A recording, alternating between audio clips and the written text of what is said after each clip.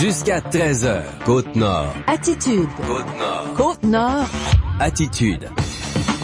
Il est midi, 3 minutes. On est mercredi, on est le 20 décembre aujourd'hui. On vous souhaite bienvenue dans votre émission d'actualité d'affaires publiques à Pure FM, Côte-Nord Attitude. Bon midi, Jean. Bon midi, Valérie.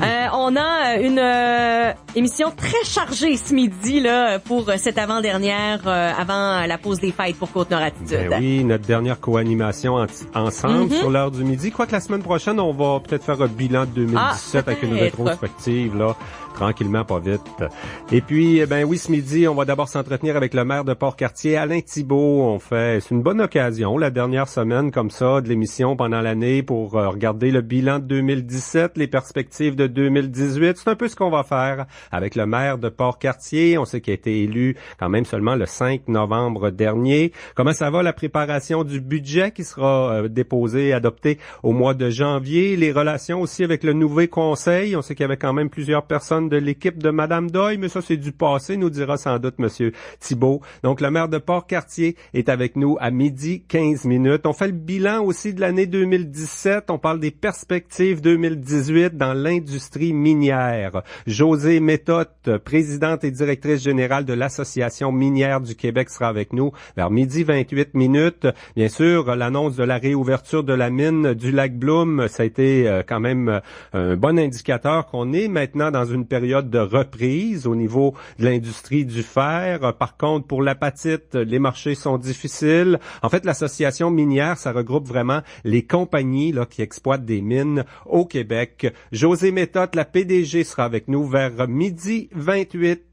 Il y avait hier soir là une séance importante d'information, mais c'était l'occasion aussi là pour les gens qui veulent vraiment des audiences publiques du BAP pour le projet d'Arcelor au Mont-Wright à Fermont. Quand même, ça a été 3 heures de discussion hier. Le BAP, c'est sur leur site Internet. On a ça en direct. Ça reprend à 13 heures cet après-midi. Entre autres, des gens d'ITUM, des gens de l'APRM ont soulevé des inquiétudes. C'est Marc Fafard qui sera le porte-parole de la coalition Québec Meilleure Mine pour qui elle a demandé des audiences publiques. Donc Marc Fafard sera avec nous en direct vers midi 40 minutes pour parler de ce projet de parc de résidus d'ArcelorMittal pour ses besoins entre 2026 et 2045, un projet majeur, plusieurs millions de dollars, mais aussi plusieurs lacs, ruisseaux. Fait peur un peu ce projet-là quand on regarde ça sur le plan environnemental. Oui, puis c'est normal que les audiences soient longues, c'est normal que les gens aient des questions aussi. Exactement. Et c'est ce qui se passe, ça se continue cet après-midi. En fin d'émission, on reçoit le préfet de la Minganie et président de la table des préfets. Il va arrêter en passant à cette île. Il s'en va au Havre. Ce matin, il y avait une conférence de presse à Bécomo et on questionnait ou on dénonçait une fois de plus là le trou noir au programme de l'assurance emploi. Hein? On le sait maintenant, les travailleurs saisonniers, ils ont de l'assurance emploi, mais avant que la saison recommence, mettons comme les pêches au crabe en avril, là, les usines de transformation comme celle à cette île, ben, il y a une période où ils n'ont pas de revenus parce que, bon, ça couvre plus l'année au complet. On fait plus le tour du cadran, comme on disait dans le temps. Donc, ça dérange les maires, les préfets, le groupe Action Chômage, la CSN. Tous ces gens-là étaient réunis du côté de Bécomo ce matin pour une conférence de presse. Luc Noël va nous en parler. Il est préfet de la Minganie, il est président de la table des préfets. On va lui parler aussi de l'annonce concernant Anticosti. Et c'est bien sûr, bien avant cette série d'entrevues, bien c'est un bulletin d'actualité complet. Actualité Pure FM. Mais d'abord, 4 policiers de la Sûreté du Québec ont arrêté hier 2 présumés trafiquants au quai de Kegaska, au bout de la route 138. Les 2 suspects transportaient des stupéfiants destinés à la communauté de La Romaine, selon l'ASQ. Les policiers ont saisi un véhicule et 2 sacs de plastique contenant une centaine de comprimés de méthamphétamine. Un homme de 36 ans et une femme de 33 ans ont été interrogés par les enquêteurs. Ils pourraient comparaître plus tard pour faire face à diverses accusations. Une information du public a permis de démarrer l'enquête il y a quelques semaines. La ministre de l'Environnement, Catherine McKenna, a annoncé ce matin que le projet d'Anticosti, celui retenu au Canada pour s'ajouter à la liste des sites du patrimoine mondial de l'UNESCO. Le maire de la municipalité de l'île, John Pinault, et le chef de la communauté d'Equanichit, Jean-Charles Pietachot, participaient à l'annonce de la ministre à Québec qu'ils perçoivent comme un beau cadeau de Noël pour la Côte-Nord. Le gouvernement canadien inscrit 8 nouveaux sites, mais défendra en priorité la candidature d'Anticosti.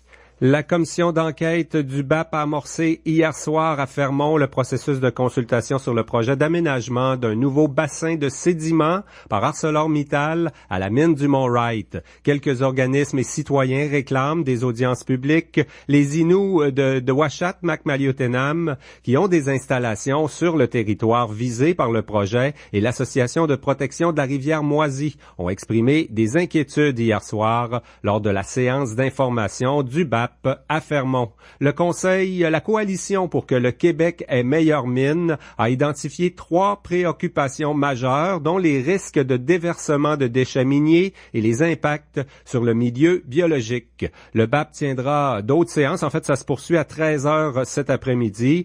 Ensuite, on décidera si on va de l'avant avec tout le processus d'audience publique en environnement. ArcelorMittal prévoit dépenser 458 millions de dollars dans ce projet. Le nouveau bassin du complexe minier du Mont-Wright engendrera la destruction d'ici 2045 de 11 lacs, 15 étangs et 25 ruisseaux pour stocker 825 millions de tonnes de résidus miniers.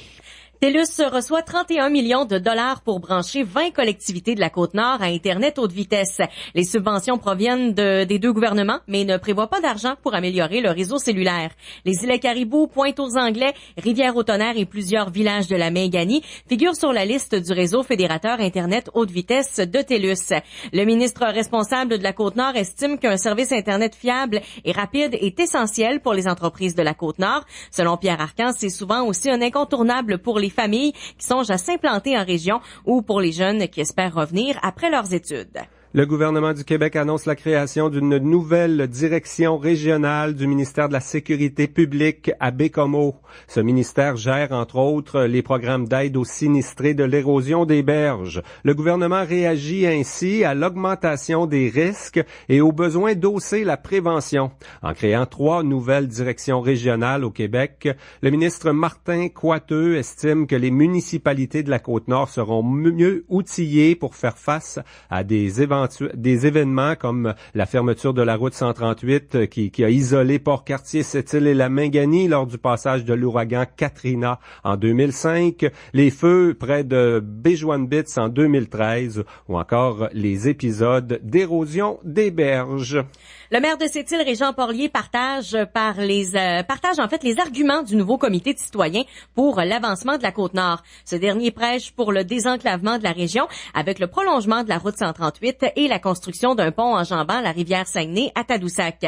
Le maire de Sept-Îles et préfet de la MRC de cette rivière croit qu'il s'agit bien des 2 priorités de la Côte-Nord pour l'année électorale 2018 au gouvernement du Québec.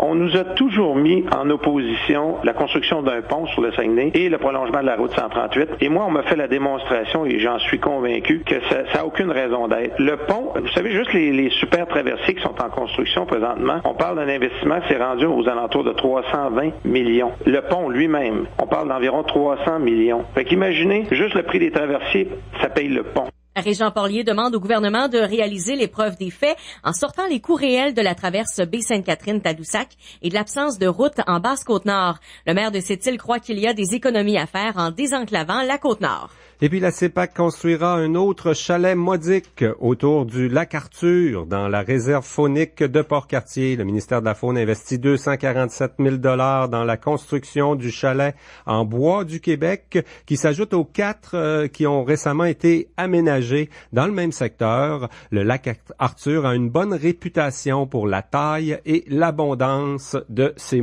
truites mouchetées. Voilà, projet de pêche peut-être pour le printemps prochain. Ça pourrait être bien ça. 12h, on fait une courte pause et ensuite on fait le bilan de l'année 2017 du maire de Port-Cartier, Alain Thibault. Attitude. La députée de Manicouagan, Marie-Laine Gill, est à la recherche d'un adjoint de circonscription responsable des communications pour son bureau de cette île. Pour en apprendre plus, consultez l'offre 6051-351 sur le site d'Emploi Québec ou sur la page Facebook marilainegill.bloc québécois. La date limite pour postuler est le 9 janvier 2018. Paye bonheur en cette période des fêtes. Ces vœux vous sont transmis avec beaucoup d'amour afin que vous passiez d'heureux moments parmi les vôtres. Joyeuses fêtes de la part d'équipement et outillage Côte-Nord. 498 Otis. Chez Côte-Nord Mitsubishi, devancez le Boxing Day. Obtenez jusqu'à 6 000 $ de rabais ou un taux de financement à partir de 0% d'intérêt sur tous nos modèles 2017 en inventaire. Comme si ce n'était pas assez, obtenez un ensemble de pneus d'hiver, roues et capteurs sans frais d'une valeur de 1 400 $ et à surveiller l'arrivée du tout nouveau Outlander PHEV hybride 2018 en décembre. Venez nous rencontrer pour plus d'informations. Mitsubishi, mieux construit, mieux garanti. C'est promis, c'est moi qui vous le dis. Sylvain Mercier, Côte-Nord, Mitsubishi, 100 rue Napoléon, à Sept-Îles. Détail en concession, l'offre prend fin le 31 décembre. Les vedettes vous fascinent? Vous voulez tout savoir sur la vie trépidante de vos artistes préférés? Quels sont les potins du jour? La capsule Monde de Stars. Ici Chloé Patry Robitaille, je vous donne un rendez-vous en fin de journée du lundi au vendredi afin de vous livrer les nouvelles showbiz qui font l'actualité sur le site mondedestar.com. Musique, cinéma, art et spectacle, vous serez les premiers informés. C'est un rendez-vous à ne pas manquer. La capsule Monde de Stars. Du lundi au vendredi à 16h30 au 94.1. Jusqu'à 13h. Côte-Nord. Côte-Nord. Attitude. Mais Valérie, on a au bout du fil le maire de Port-Cartier, Alain Thibault. Bonjour. Bonjour, M. Saint-Pierre. Bonjour, Valérie. Comment ça va à Port-Cartier, Pentecôte, là, actuellement? On est dans le déneigement encore cette semaine, hein? C'est comme tout le temps le mercredi, me semble, que ça arrive, la neige. Ouais, c'est comme cédulé le mercredi dans Saint-Site, là, mais gars, on fait avec. Pas de problème. On vit sur la Côte-Nord dans une très belle région, ça qu'il faut faire avec. Faut faire avec, oui. C'est quand même un grand territoire aussi, Port-Cartier, hein, d'avoir une politique de déneigement, que le monde chiale pas trop, c'est pas évident. Ben, gars, c'est pas si pire que ça, là, tu sais, pour pas dramatiser non plus, là, tu sais. C'est sûr, gars, il y a des gens, des fois, ils sont mécontents, pis tout ça, mais par contre, ils finissent par comprendre que, gars, il neige ici, il neige ailleurs, il neige partout, c'est que, gars, on a tous chacun nos contraintes, pis tout ça. Mais dans l'ensemble, là, ça va très bien, puis c'est très bon. Il n'y a pas trop de chiolage de la part des citoyens. Donc, ça va bien. On a quand même plusieurs kilomètres à déneiger avec un nombre limité de machines. Hein? On peut pas s'en payer plus qu'il faut. C'est quand même saisonnier comme travail aussi. Combien ça prend de temps faire tout le tour là à Port-Cartier? Les gens peuvent comprendre qu'on peut pas passer dans toutes les rues là dès que la neige est tombée non plus, hein? Non, ici, dans la ville de Port-Cartier, il y a cinq circuits de déneigement délimités. Puis, on a 5 machines qui font le déneigement dans leur circuit à eux autres, qui leur ont été attitrés. Puis, dans le secteur Pentecôte, on a un contracteur en déneigement que lui, il fait le secteur Pentecôte, puis Pointe-aux-Anglais, Grand Ruisseau. Mais dans l'ensemble, ça va très bien. C'est sûr qu'il y a des petites périodes d'ajustement durant les premières bordées, mais après ça, tout revient dans l'ordre, puis on prend une vitesse de croisière, puis ça va bien. Monsieur Thibault, on disait tout à l'heure qu'on allait faire un bilan de 2017 avec vous. Bon, c'est sûr que ça fait pas longtemps que vous avez été élu, ça a été fait en novembre. Moi, je veux savoir, là, depuis justement novembre, comment ça va, vous, avec votre nouveau titre de maire de Port-Cartier? Ben, ça va très bien. On apprivoise les dossiers, c'est bien certain. C'est comme je l'ai dit. Quand tu es maire, c'est bien sûr que les dossiers sont beaucoup plus approfondis que quand tu es conseiller, c'est bien certain. Tu les travailles, puis après ça, tu as tes rencontres avec le conseil municipal, puis on expose des choses, on prend des décisions, tout ça. Mais par contre, dans l'ensemble, ça va bien. On prend ça une réunion à la fois, un dossier à la fois, un téléphone à la fois, puis une rencontre à la fois.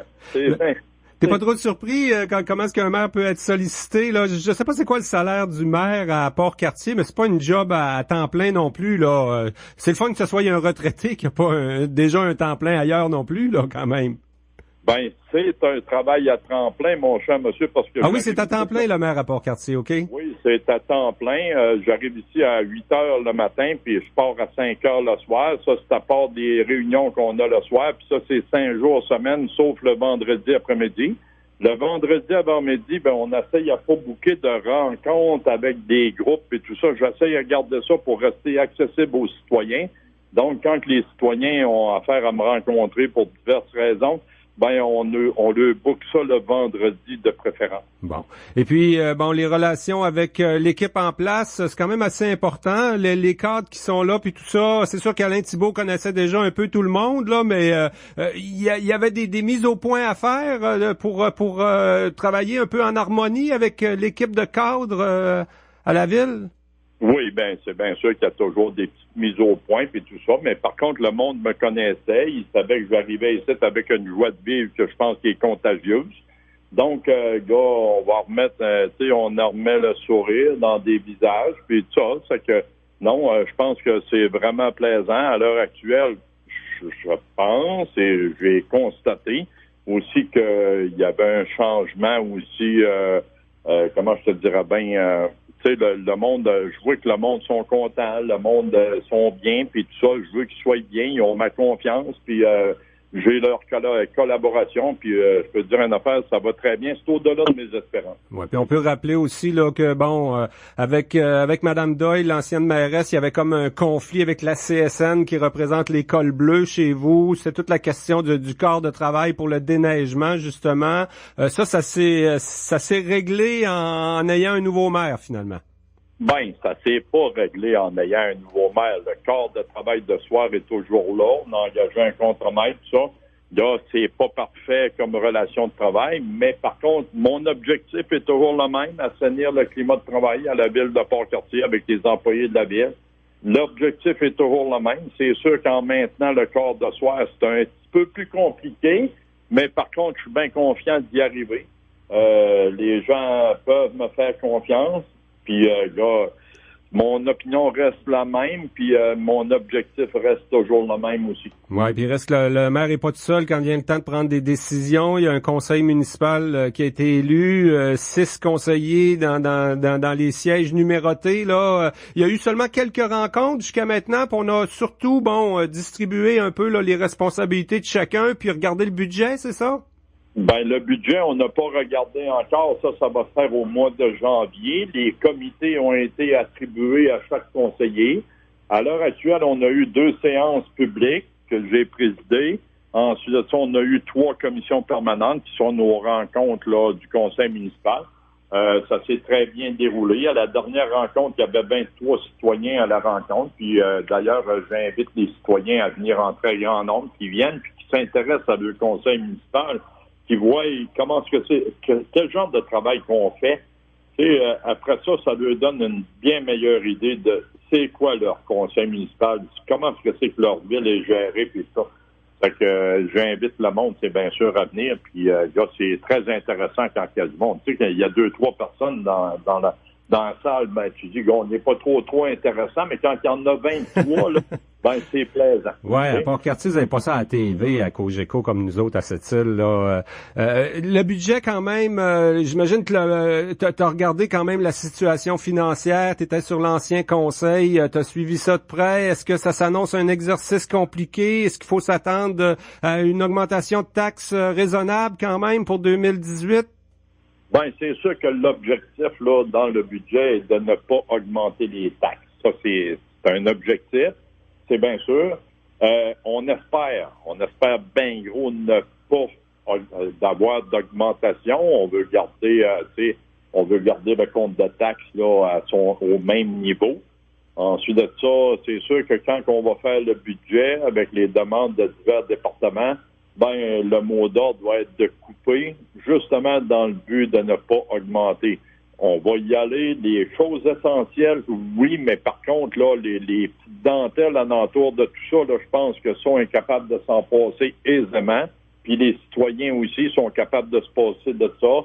Durant ma campagne électorale, il y a des citoyens qui m'ont fait part de leurs observations, puis tout ça. Puis, ça, on va en tenir compte au prochain budget pour ne pas arriver à y avoir de surprises pour les citoyens. Oui, parce que de surprises qui sont désagréables. Là, tu sais. Ouais.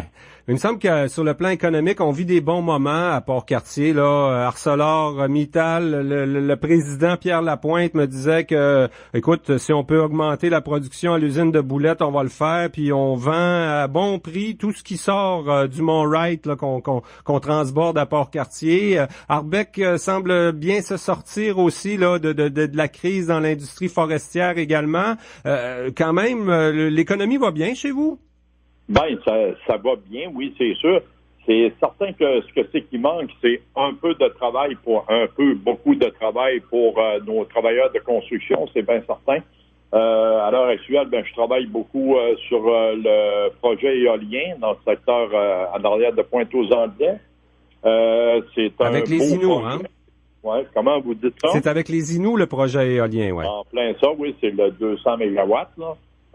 C'est un très gros projet, là. C'est un projet de 600-700 millions qui pourrait être échelonné sur 2 ans, qui donnerait du travail pour nos travailleurs de construction, puis qui aurait des retombées locales, régionales, puis provinciales aussi. Il faut pas oublier qu'on a des bons fournisseurs dans l'éolien.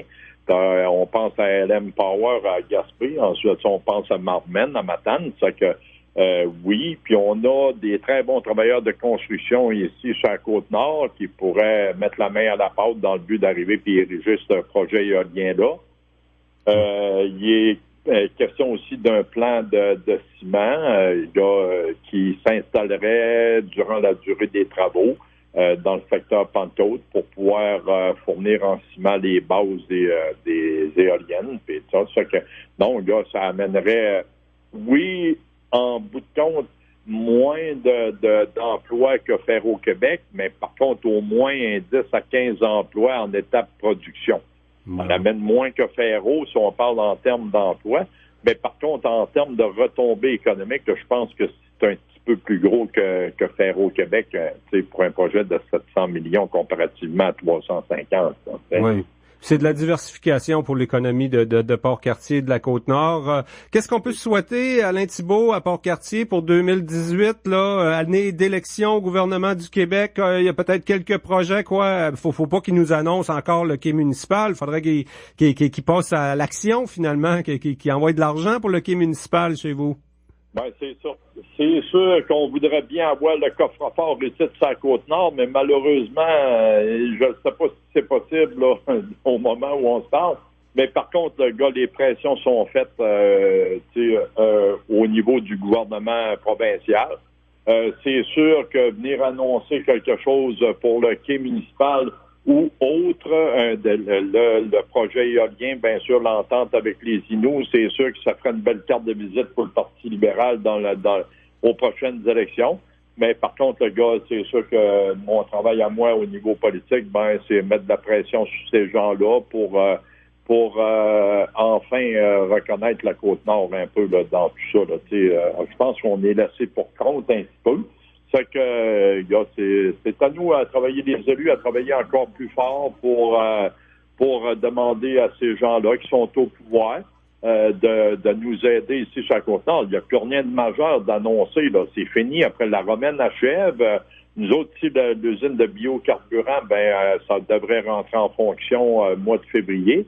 Après ça, le projet de construction, il n'y en a plus. Là. C'est que, en espérant avoir un promoteur qui va venir nous bâtir un bloc appartement avec des appartements à prix abordable pour nos personnes âgées dans le but de garder nos aînés ici à Port-Cartier. C'est sûr qu'on a plein de beaux gros projets. On va travailler pour mettre à niveau nos rues, en faire quelques-unes durant le mandat, les plus pressantes, en s'assurant d'être très bien subventionnés. Donc, non, les projets ne manquent pas à Port-Cartier. Puis, chapeau à ArcelorMittal, s'ils ont des gros projets d'investissement, ils veulent monter leur production, puis tout ça.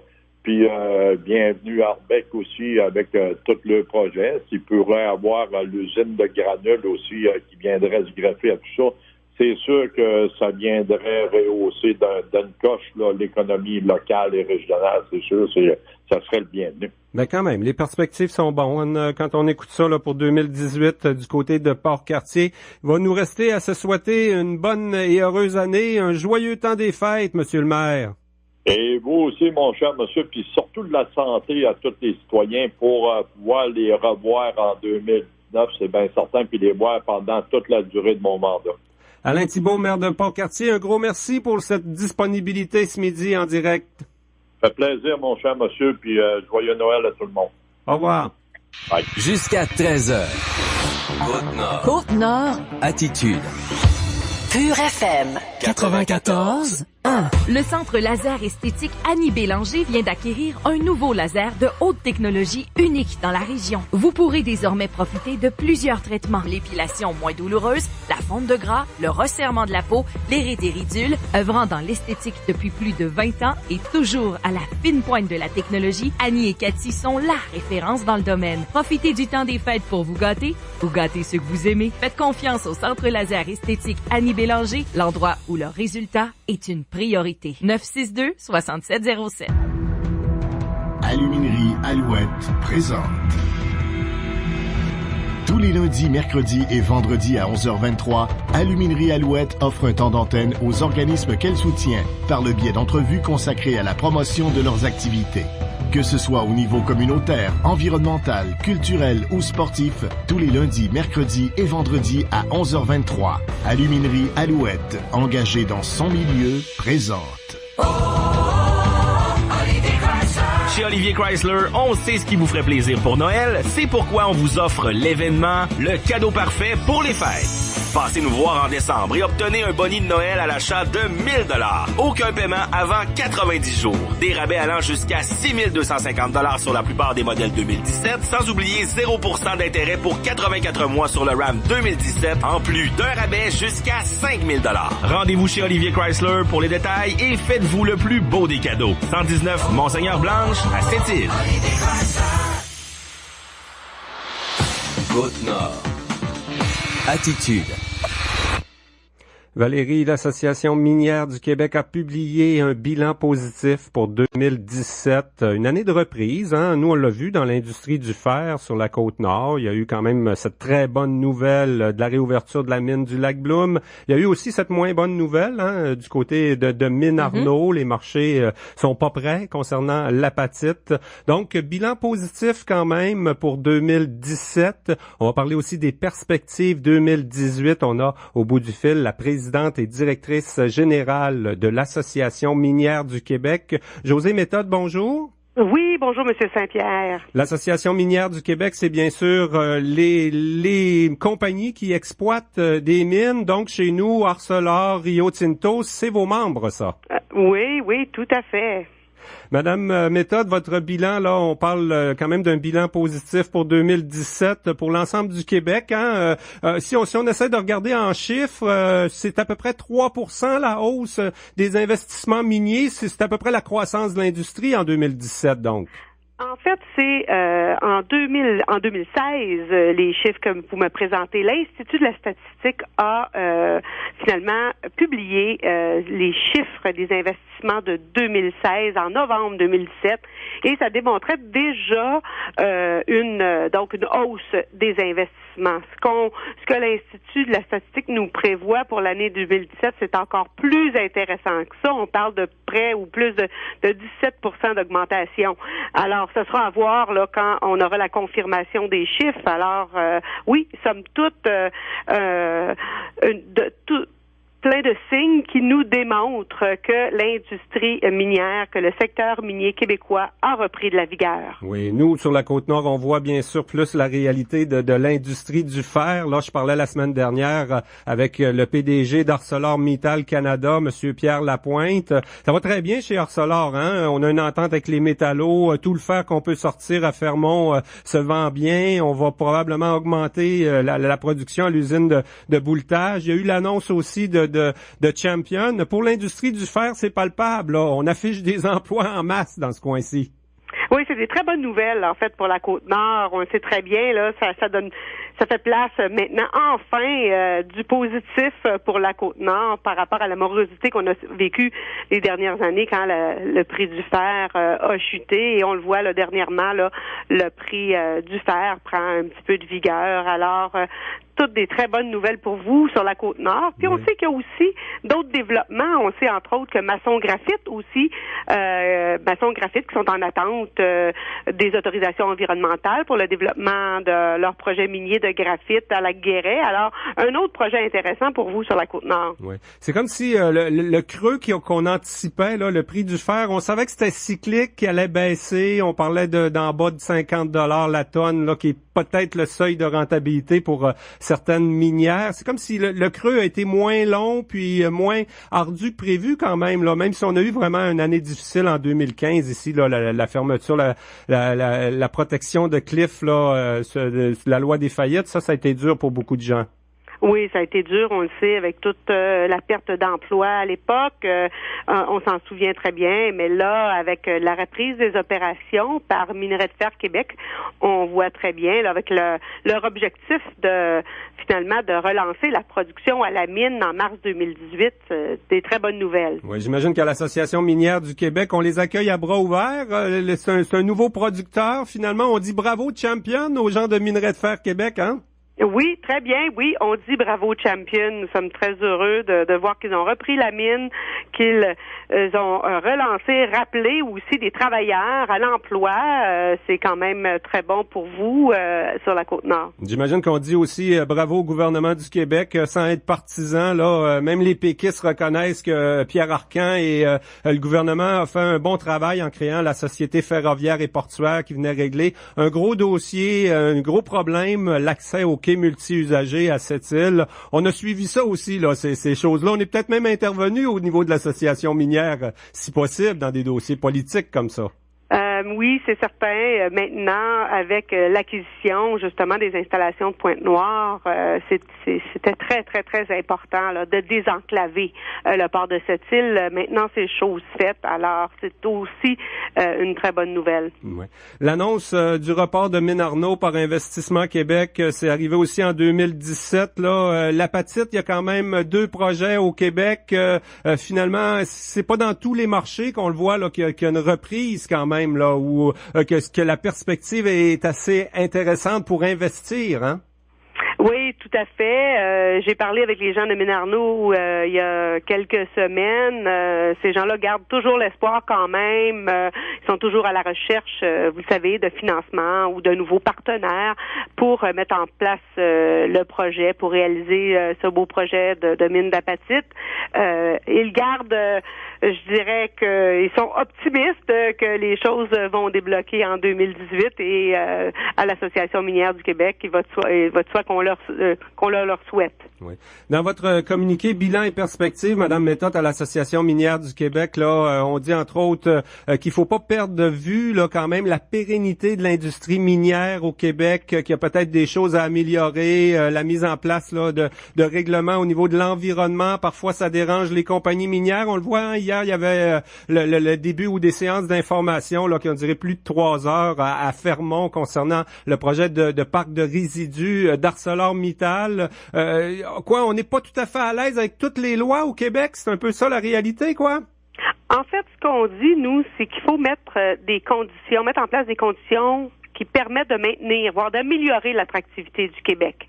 Alors, auprès des investisseurs, bien évidemment, et des exploitants qui sont en place en ce moment, les processus au Québec sont laborieux pour obtenir des autorisations environnementales. On parle pas de déréglementation, là. On parle de trouver des façons pour faciliter le travail, pour faciliter les échanges entre l'industrie et le ministère du Développement durable et de la lutte contre les changements climatiques, mais aussi dans le cadre du processus d'autorisation environnementale fédérale. On sait que ces 2 processus sont en révision actuellement. Du côté québécois, évidemment, on est plus avancé. La loi est maintenant adoptée, sauf que tous les règlements d'application vont sortir dans les prochains jours. Quelques-uns ont sorti dernièrement, sont maintenant en consultation. Donc, vous voyez, le diable se cache toujours dans les détails et là, on est à regarder cette réglementation-là pour nous assurer qu'on ne complique pas davantage les choses pour l'industrie minière, pour que les beaux projets puissent se réaliser chez nous au Québec. Oui. Rapidement, en terminant, Mme Méthode, les autres enjeux pour 2018, là, les besoins de main-d'œuvre peut-être pour les entreprises minières, la formation, la révolution 4.0, c'est ça les autres enjeux importants là qu'on surveille? Oui, on surveille très bien les besoins de main-d'œuvre, on le sait, on entend parler du plein emploi. C'est le cas à Québec, c'est le cas en Abitibi.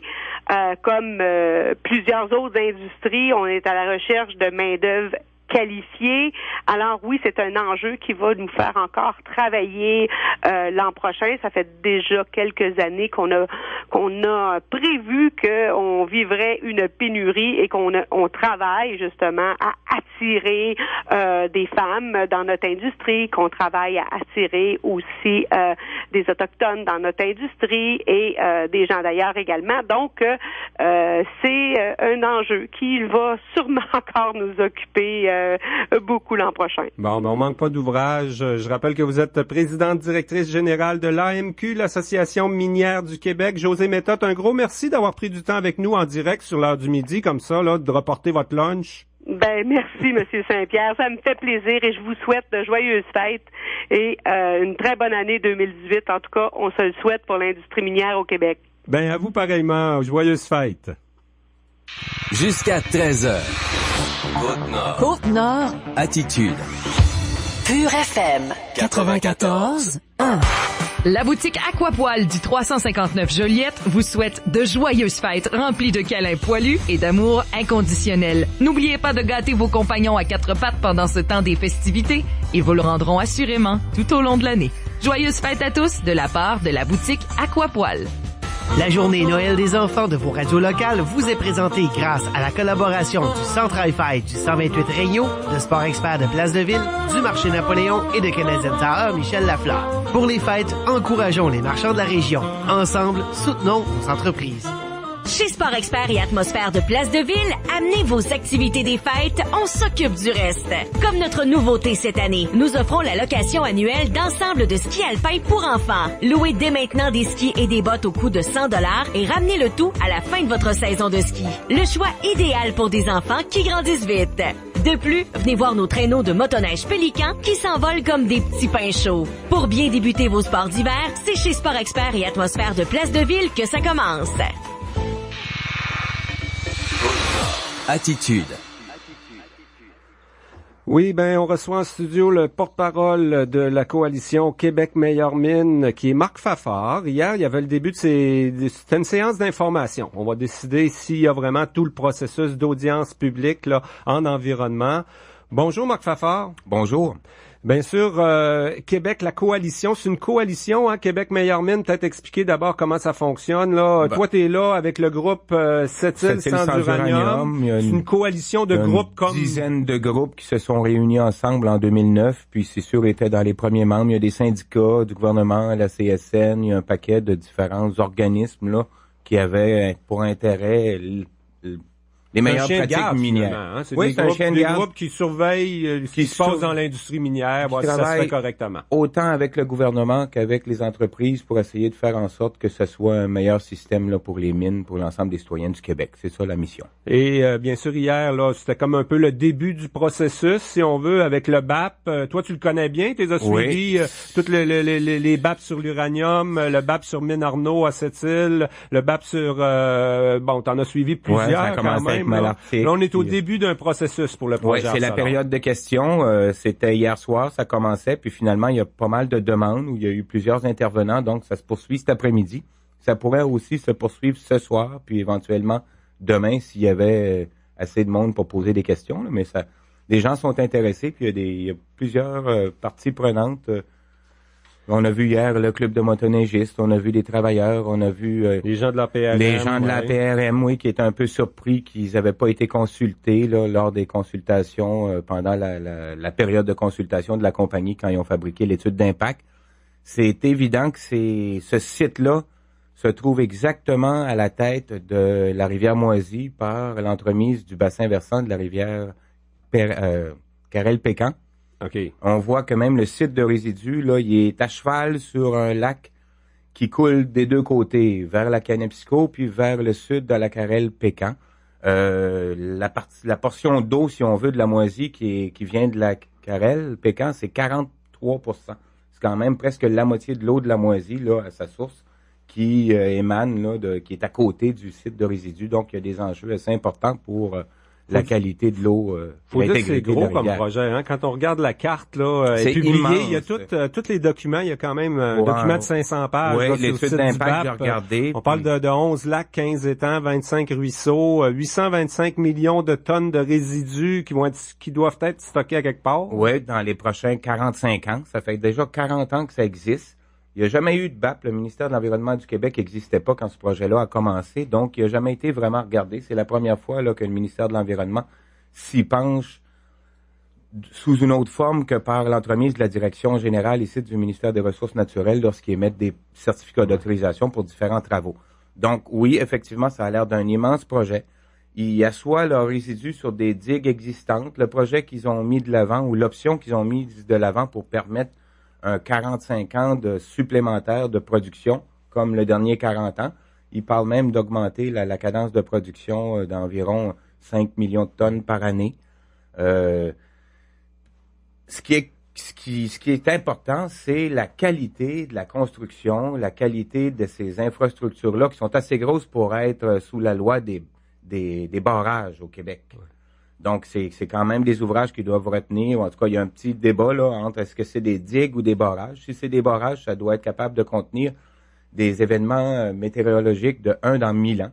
Okay. Si c'est des digues, ben c'est 1 dans 100 ans. Donc, ça change un peu le design, les facteurs de sécurité, la grosseur des infrastructures. Donc, si je comprends bien, là, les groupes écologiques et la coalition Québec Meilleure Mine, on est dans chercher la meilleure façon de faire ça. Là. On n'est pas dans s'opposer. C'est quand même 2500 emplois. Non, on n'est vraiment pas dans s'opposer. Fermont, Non, effectivement, on n'est pas dans s'opposer. On n'a pas la même mentalité que dans le dossier Ménarneau, mettons, ou dans celui de l'uranium. Là. C'est un bon projet. Effectivement, la preuve en est, il y a 2500 faut le mettre à quelque emplois. part, ces résidus. Il est là, il existe là, faut les mettre à quelque part. Est-ce qu'il y aurait un meilleur endroit? Est-ce qu'on pourrait le mettre dans le bassin versant qui n'est pas celui de la rivière Moisy? Est-ce qu'on pourrait le mettre plus du côté de Kanepisko? Est-ce qu'on pourrait faire en sorte que si jamais il y a un bris, la route 389 soit pas affectée?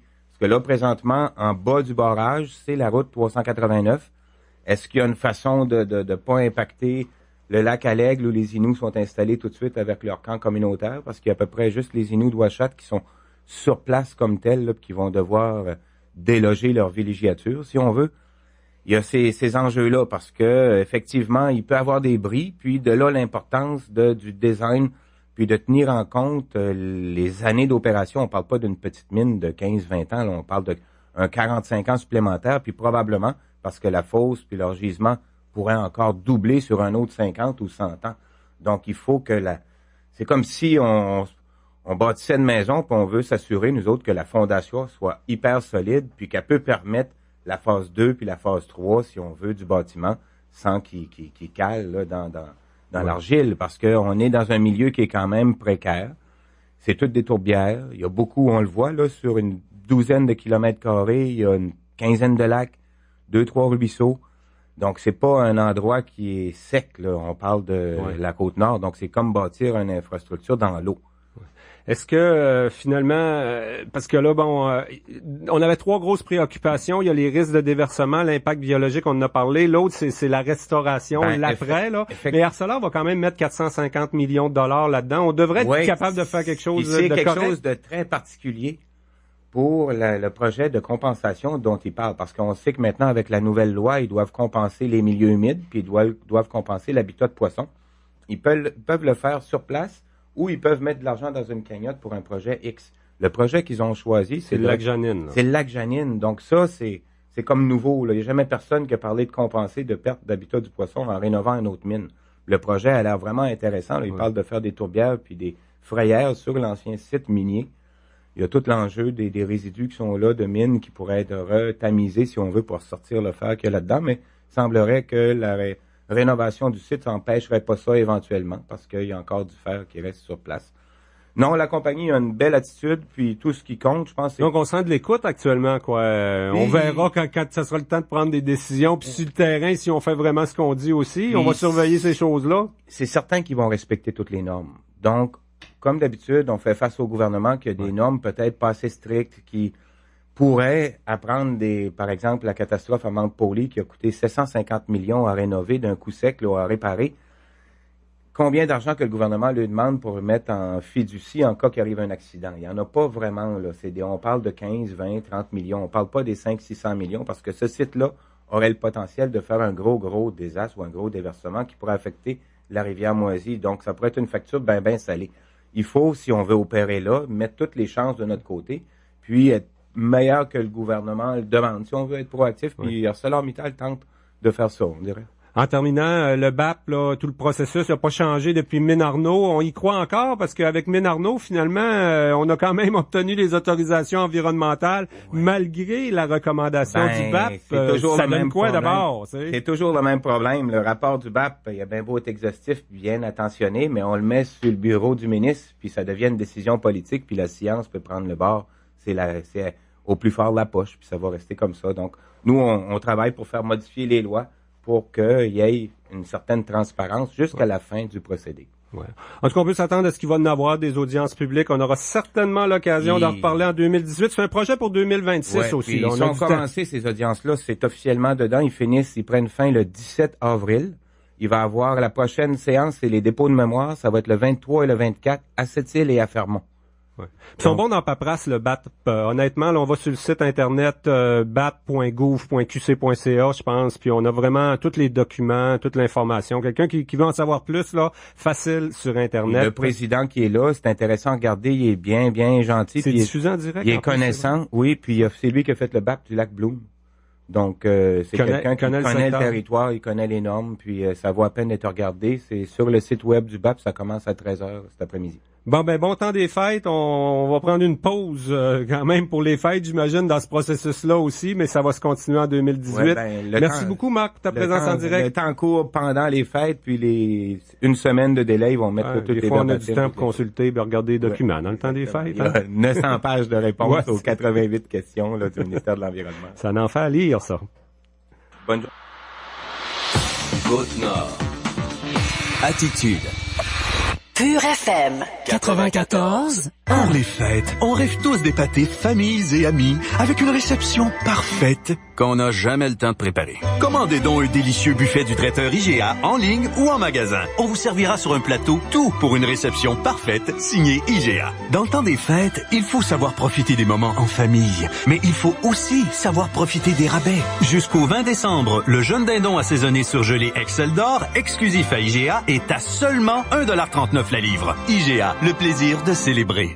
Le temps des fêtes. Les cadeaux, les réunions entre amis, en famille, entre collègues, les cantiques de Noël, les parties et Opération Nez Rouge. Cette année à Sept-Îles, appelez un ami, un taxi ou Opération Nez Rouge au 88 962 23 22. Les bénévoles seront en action les jeudis, vendredis et samedis du 1er au 23 décembre. Merci à nos généreux partenaires, Aluminerie Alouette, Journal Le Nord-Côtier et Attraction Radio. Opération Nez Rouge, 88 962 23 22. Hey Jean-Christophe, as-tu fini tes cadeaux de Noël?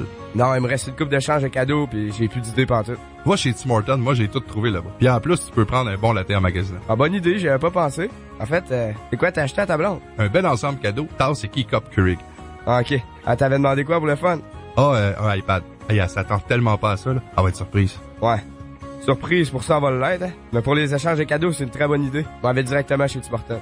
Vos Tim Hortons de la région de Sept-Îles vous souhaitent un joyeux temps des fêtes. Tout ce que vous cherchez, vous le trouverez à un seul endroit. La liquidation de Place du Commerce, avec des prix de marché aux puces. Nous avons de tout tout. Des vêtements, de la literie, des accessoires de salle de bain, des outils, des jouets. La liquidation, c'est l'endroit idéal pour l'achat de vos cadeaux de Noël. Le seul magasin en ville où vous pouvez acheter du neuf à des prix de marché aux puces. Des meubles pour le salon, la salle à manger, la chambre à coucher, c'est pas le choix qui manque. La liquidation du 460 Place du Commerce.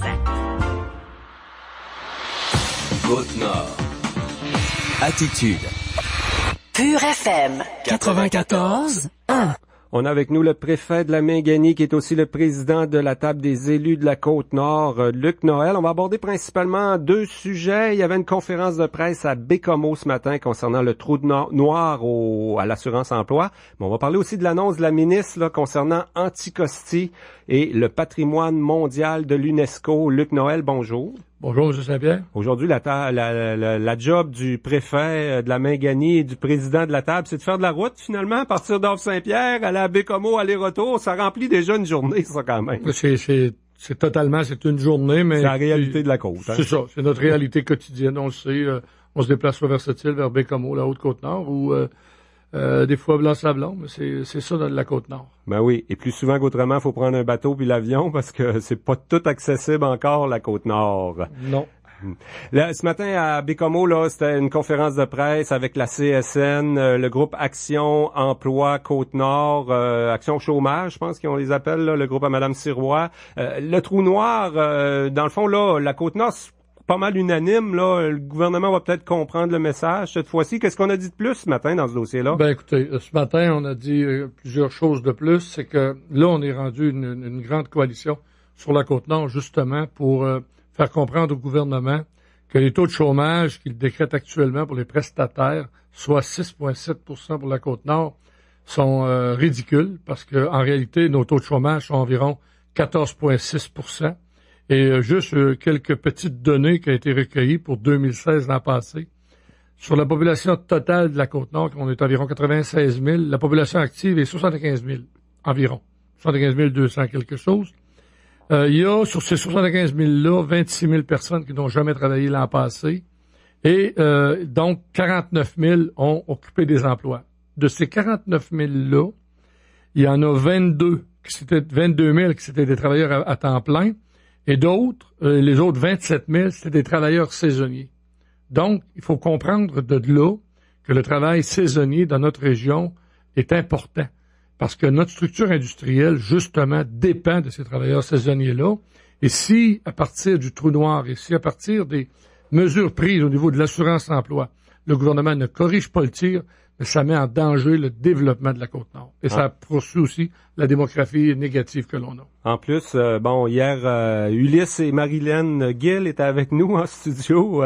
Justement, la députée fédérale, elle comprend pas parce que l'argent est là dans la caisse. Finalement, c'est juste des technicalités qu'il faut régler. Le ministre Duclos, c'est lui qui peut le régler facilement, ce dossier-là. Là. On comprend pas pourquoi on le règle pas. Finalement, ça pourrait se faire cet hiver. Ben, tout à fait, parce que le ministre Duclos a eu, dans sa lettre de mandat, justement, le pouvoir de porter où s'il y avait des incohérences, où s'il y avait des iniquités, il y a eu le pouvoir d'échanger ces choses-là. Et on sait que ce n'est pas un problème d'argent. Le surplus de la caisse est de 2 milliards. Donc, s'il y a une volonté du ministre de le changer, il peut le faire rapidement. Parce que moi, ce matin encore, lorsqu'on a fait la conférence de presse, il y avait un travailleur qui était là, qui a fait un témoignage. C'était bouleversant. En février, à la mi-février, ce travailleur-là se retrouve en mise à pied. Pas en mise à pied, mais se retrouve dans le trou noir, sans aucun revenu. Il va trouver d'aller au bien-être social.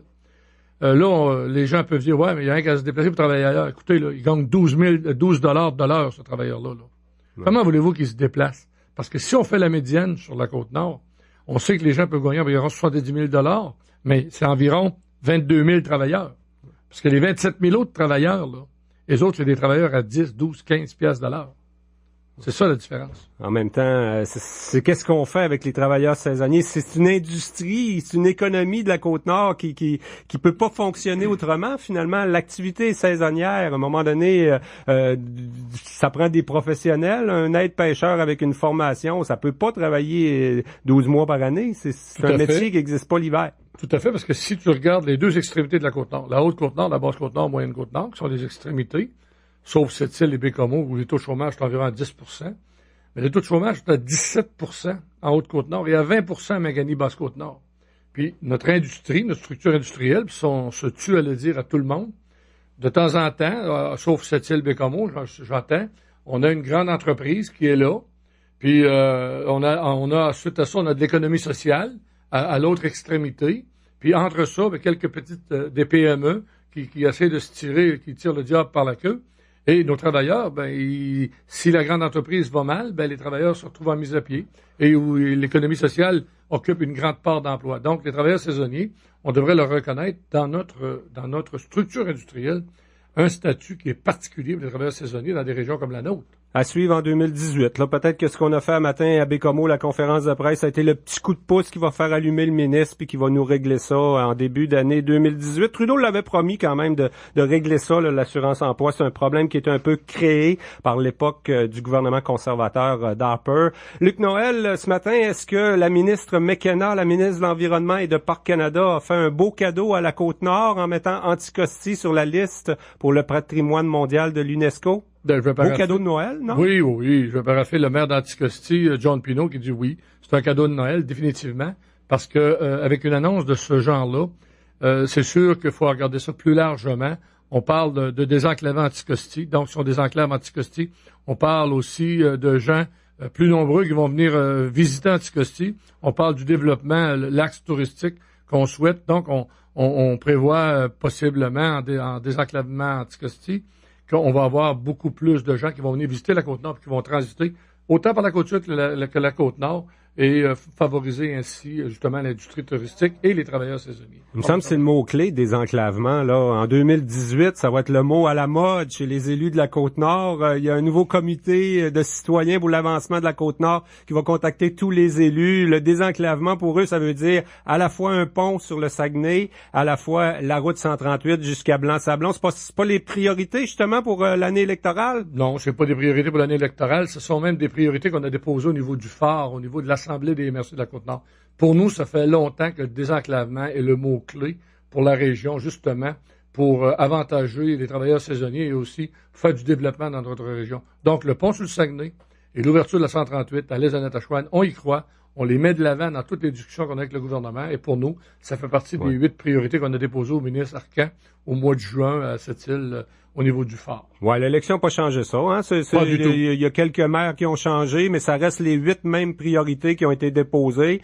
Arcan est encore là. À quelque part, 2018, il y a des choses qui pourraient avancer là-dedans. Écoutez, 2018, c'était une année d'élection provinciale. Donc, il faut profiter du momentum pour pousser de l'avant ces dossiers-là qui sont importants pour nous. Et même, je pourrais aller dire qu'ils sont quasiment vitales pour la région, pour notre développement, puis assurer la pérennité des entreprises et des travailleurs qui veulent y vivre. La table des préfets, là, on l'appelle comme ça, table des élus, table des préfets. Ça s'organise comment, là, pour 2018? Il y a eu des changements avec l'élection, sans doute? Oui, il y a eu il y a un nouveau préfet, M. Furlong, qui était un préfet élu au suffrage universel dans le coin de Manicouagan. Et les autres préfets sont tous en poste. Un nouveau préfet aussi, un nouveau ancien qui revient, M. Randy Jones, que vous connaissez très bien, par Basse-Côte. Donc, les autres préfets, ce sont les mêmes qui étaient là. Les priorités sont là. On va travailler à partir des mêmes dossiers qu'on a montés avec les organisations. Vous savez, les politiciens changent, mais les organisations restent là, heureusement, avec des priorités qu'eux ont travaillées et qu'ils ont affinées pour justement qu'on puisse pousser ces dossiers-là lorsqu'on peut le faire au niveau de nos élus. Il faudrait qu'on change les priorités à tous les fois qu'on change des conseils municipaux puis les préfets, on n'avancerait pas non plus. Non. Luc Noël, on va te souhaiter un bon temps des fêtes, bonne année 2018. Merci beaucoup pour ta présence en direct. C'est rare qu'on te voit dans notre studio. Je pense que c'est la première fois. La dernière fois qu'on a fait des entrevues en studio, on devait être dans des studios au Havre. Possiblement, mais vous savez, je me déplace vers Sept-Îles, mais souvent je passe à Sept-Îles, je passe en avant de vos studios et je vous écoute. J'en profite aussi pour souhaiter une bonne année, un joyeux Noël à tous vos auditeurs et merci beaucoup pour nous donner du temps d'antenne pour faire aussi comprendre à l'ensemble de la Côte-Nord les problématiques que l'on vit dans les extrémités de la Côte-Nord. Merci beaucoup. Merci. Ben voilà, Jean, c'est déjà tout pour Côte-Nord Attitude de ce midi. Le décompte, là, écoute, il achève, il n'en reste qu'une avant la pause du temps des fêtes. Demain, tu seras avec Tommy. Une petite dernière. Demain, on va se garder quelques minutes pour faire un retour sur les beaux et les mauvais moments de 2017. On reçoit aussi des gens du comptoir alimentaire de Sept-Îles qui est en pleine distribution là de tout ce qu'on a donné de bon avec notamment la guignolée des médias. Oui, exactement. Puis ce sera l'occasion également de faire le bilan, savoir s'il reste encore des besoins pour notre région. Merci beaucoup. On vous souhaite un très, très bel après-midi et on se retrouve demain ou plus tard. Bye bye.